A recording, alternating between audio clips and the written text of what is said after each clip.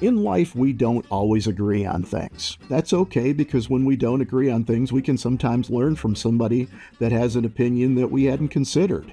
Here's a classic disagreement. Is the glass half empty or is the glass half full?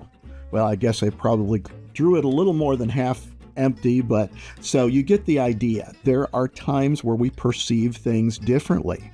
This happens in surface finish. For example, you're making parts to a 1 micron tolerance on RA, and you measure them at 0.9. You say, "Whew, I just made it."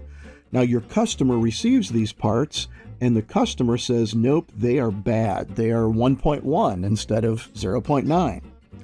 Now this opens the door to what we would consider to be a correlation problem.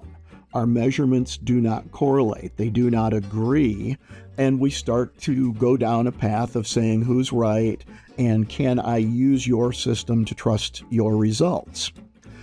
The most classic way of handling a correlation problem would be to get a bunch of parts and make a bunch of measurements across these parts.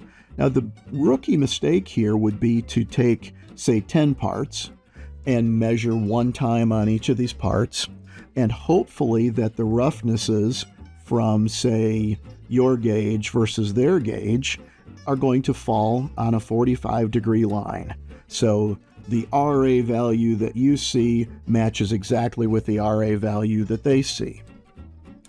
This doesn't work very well in surface finish. In fact, if I were to have a roughness specification on this surface, and if I were to go after the surface and measure it multiple times, I may measure in a rough place where my supplier or my customer, either way, measures in a fine place. And this plot turns very messy because surfaces are very variable. How's that for a bad use of the word? Nonetheless, if the surface varies a lot, our results aren't going to fall on a straight line because we will measure in different places. So instead of doing this approach of, say, 10 parts, measuring 1 trace per part and making the plot, let's flip that around to build variability into our study. Let's look at just one part. And on that one part, let's mark off an area. And I'd like you to mark off an area based on your part and your measurement that can just barely contain 10 traces. So in this zone, I want you to be able to measure 10 traces that are practically overlapping. Now, in this study, we'll take those 10 traces from your gauge and look at the distribution, kind of do a histogram and say, these are my results. Most of them are kind of in this zone, and I've got some out on the edges. So these are my RA values. Now we do the same at the customer or the supplier or whomever you're interacting with. They're going to make 10 traces covering that area. Now it can be left to right or it can be random, but I want 10 traces that cover the area. Now maybe their results look something like this.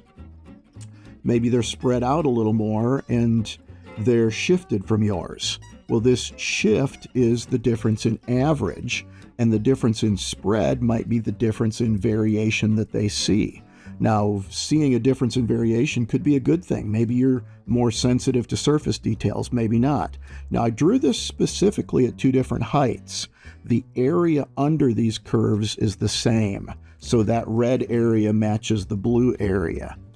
This kind of study is useful because it not only says, do we agree on the average, but do we also agree on the amount of variation that might be hiding the comparison. Now we can go farther with this. We could do something like a t-test or do some additional statistics, but this picture alone can be incredibly helpful. So if you have correlation problems, you're disagreeing with your customer, disagreeing with your supplier, give this a shot. It might highlight some things you weren't expecting. And if you need more help, you can always reach out to us at digitalmetrology.com. We're happy to be part of your problem solving.